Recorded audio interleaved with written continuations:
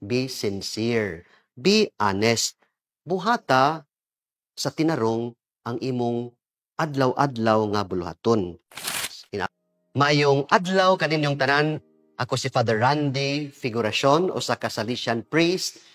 Kasamtangan karon na-assign sa Don Bosco Technical College, Cebu, diri sa Barangay Punta Princesa. Magdungan kita og pamalandong sa pulong sa Dios. Niadtong seminarista pa ko high school, kada adlaw part sa among routine na ay daily chores.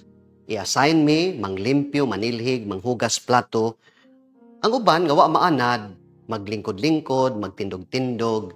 Unya na may brother assistant gumusuroy, mo supervise. Kung ilan ang makitaan ang brother assistant, diha pa sila mulihok, diha pa sila magdrama, no? Makunuhay, nanilhig sila, no? Kunuhay nang limpyo sila. Atong ebanghelyo karon sa Matthew chapter 23, ang Ginoo na isakit kaayo nga pulong alang sa mga tigpakaaron ingnon. Ang Greek word sa tigpakaaron ingnon kay Hippocrates, nga buot pasabot usa ka artista, aktor, nagmaskara. In other words, pretender sila. Kini mga tawhana, mga mini, no? Fake, no? They are deceivers. Kay nga naman, kay wa nila buhata unsay angay nilang buhaton.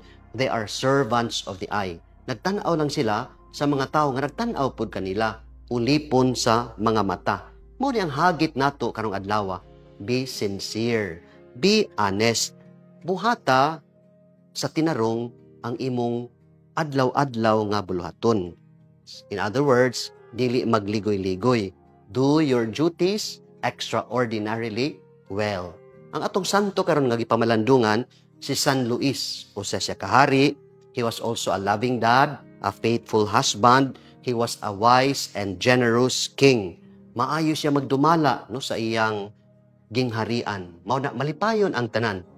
So karong adlaw, no, I challenge you, be honest, no, strive to be sincere.